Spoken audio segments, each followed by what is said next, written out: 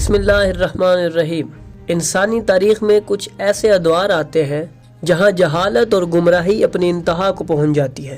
زمانہ جاہلیت بھی ایسا ہی ایک دور تھا جہاں رسم و رواج کا راج تھا اور سچائی گم ہو چکی تھی۔ عرب معاشرے میں عیدوں اور میلوں کا ایک خاص تصور جو بت پرستی سے جڑا ہوا تھا۔ ان کی عیدیں دو طرح کی ہوتی تھیں، زمانی عیدیں اور مکانی عیدیں۔ پہلے بات ہوتی ہے مکانی عیدوں کی۔ مکانی عیدیں ان خاص مقامات پر منائی جاتی تھیں جہاں عربوں کے بڑے بت نصب تھے۔ وہاں میلے لگتے، قربانیاں دی جاتی اور لوگ بڑی تعداد میں زیارت کے لیے آتے۔ سب سے مشہور 3 بت یہ تھے: لات، منات، عزا۔ سب سے پہلے بات کی جاتی ہے لات کی۔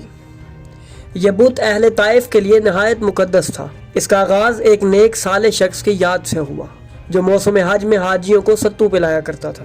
اس کی سخاوت اور نیکیوں کی وجہ سے لوگ اس کی بے حد عزت کرتے تھے۔ جب وہ شخص وفات پا گیا تو اس کی قبر کو مقدس سمجھا جانے لگا۔ رفتہ رفتہ یہ عقیدہ بن گیا کہ وہ شخص حاجیوں کے لیے برکت کا ذریعہ تھا۔ چنانچہ لوگوں نے پہلے اس کی قبر کو عبادت گاہ بنایا، پھر اس کی تصویر تخلیق کی اور بالآخر اس پر ایک قبہ تعمیر کر کے اسے بیت الربا کا درجہ دے دیا۔ یہ عقیدہ اتنا مضبوط ہو چکا تھا کہ طائف کے لوگ اسے ایک الہی مقام تصور کرتے تھے۔ ہر سال حاجی یہاں آ کر منتیں مانگتے، اس کے گرد طواف کرتے اور قربانیاں پیش کرتے۔ لات کا نام بگڑ کر اللہ کے نام سے مشابہ بنا دیا گیا تاکہ لوگوں کو یہ باور کرایا جا سکے کہ اس کی عبادت در حقیقت اللہ کی عبادت کے قریب ہے۔ عزا یہ اہل مکہ کا سب سے زیادہ قابل تعظیم بت تھا جو عرفات کے قریب ایک مخصوص مقام پر نصب تھا۔ اہل مکہ کا ماننا تھا کہ عزا ان کا سب سے بڑا محافظ ہے جو انہیں دشمنوں سے بچاتا اور ان کے رزق میں برکت ڈالتا ہے۔ یہاں پر ایک بڑا درخت بھی موجود تھا جس کے نیچے لوگ بیٹھ کر اس بت کے حضور دعائیں مانگتے اور اپنی منتیں پوری ہونے کی امید رکھتے۔ یہاں پر ہر سال ایک عظیم الشان میلہ منعقد کیا جاتا جہاں ہزاروں لوگ آ کر اس بت کے گرد جمع ہوتے۔ اس کے نام پر قربانیاں دی جاتی اور قیمتی تحائف چڑھائے جاتے۔ اہل مکہ کا ماننا تھا کہ عزا انہیں جنگوں میں فتح عطا کرتا ہے اور ان کے کاروبار پہ برکت دیتا ہے۔ جب کوئی قبیلہ جنگ کے لیے نکلتا تو وہ سب سے پہلے عزا کی زیارت کے لیے آتا اور اس کے سامنے ہتھیار رکھ کر دعا کرتا تاکہ وہ انہیں کامیابی سے ہمکنار کرے۔ ناظرین، لیکن جب فتح مکہ کے بعد نبی اکرم صلی اللہ علیہ وآلہ وسلم نے اسلام کا پرچم بلند کیا تو اس بت پرستی کے خاتمے کا وقت بھی آ گیا۔ ناظرین، روایات میں آتا ہے کہ جب عزا کے بت کو توڑا گیا تو اس میں سے ایک چڑیل نکلی جس کے بال بکھرے ہوئے تھے اور جو چیخ چیخ کر بھاگ رہی تھی۔ یہ اس بات کی علامت تھی کہ جاہلیت کے اندھیرے کا خاتمہ ہو چکا ہے اور اسلام کا نور پھیل چکا ہے۔ منات مدینہ میں بسنے والے قبائل کے لیے منات سب سے زیادہ مقدس تھا۔ اس کی پوجا کرنے والے لوگ اسے خدائی طاقت کا حامل مانتے اور اسے اللہ کا شریک ٹھہراتے تھے۔ حاجی جب احرام باندھتے تو وہ سب سے پہلے منات کی زیارت کے لیے آتے اور اس کے سامنے جھک کر اس سے برکت کی طلب کرتے۔ یہ بت جبل قدید کے قریب مکہ اور مدینہ کے درمیان سمندر کے کنارے واقع تھا۔ لوگوں کا عقیدہ تھا کہ اس بت کے بغیر حج مکمل نہیں ہوتا اور جو شخص حج کرنے کے بعد منات کے حضور نذرانہ پیش نہیں کرتا اس کی عبادت ناقص رہتی ہے۔ جب اسلام کی روشنی پھیلنے لگی تو اس باطل عقیدے کو جڑ سے اکھاڑ دیا گیا۔ نبی اکرم صلی اللہ علیہ وآلہ وسلم نے حضرت علی علیہ السلام کو اس بت کو ختم کرنے کا حکم دیا۔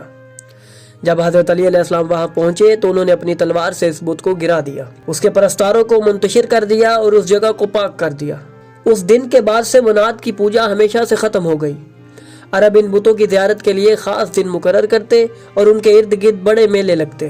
ان میلوں میں قربانیاں دی جاتی، لوگ وہاں عبادت کرتے اور انہیں کعبہ کی طرح مقدس مانتے، لیکن اس کے باوجود وہ اس بات کا اعتراف کرتے کہ کعبہ ان سب سے افضل ہے کیونکہ یہ حضرت ابراہیم علیہ السلام کا تعمیر کردہ مقدس گھر تھا۔ یمن کے بعض قبائل ذوالخلصہ نامی مندر میں جمع ہوتے جہاں کئی بت رکھے گئے تھے۔ یہاں بھی ایک بڑا میلہ منعقد ہوتا جس میں لوگ بتوں کو ہار پہناتے، انڈے چڑھاتے اور قربانی کرتے۔ نبی اکرم صلی اللہ علیہ وآلہ وسلم کے حکم پر حضرت جریر بن عبداللہ نے اس مندر کو جلا کر تباہ کر دیا۔ بعض قبائل درختوں کو بھی مقدس مانتے اور ان کے قریب میلے لگاتے۔ اہل بکران نامی قبیلہ ایک درخت کو پوجتا تھا جس پر وہ قیمتی کپڑے اور زیورات چڑھاتا تھا، لیکن جب ایک عیسائی مبلغ فیمون نے اللہ سے دعا کی تو تیز ہوا نے درخت کو جڑ سے اکھاڑ دیا، جس کے بعد یہ پوجا ہمیشہ کے لیے ختم ہو گئی۔ ناظرین، دوسری عیدیں جو تھی وہ زمانی عیدیں تھیں جو سال کے خاص دنوں میں منائی جاتی تھیں۔ مدینہ میں 2 بڑی عیدیں تھیں جن میں لوگ کھیل کود میں مصروف رہتے تھے، عمدہ لباس پہنتے تھے، گھڑ دوڑ، نیزہ بازی جیسے مقابلے منعقد کرتے تھے۔ لیکن جب رسول اللہ صلی اللہ علیہ وآلہ وسلم تشریف لائے تو آپ نے فرمایا اللہ تعالیٰ نے تمہارے ان دونوں دنوں کے بدلے میں بہتر دن عطا کر دیے ہیں، عید الفطر اور عید الاضحیٰ۔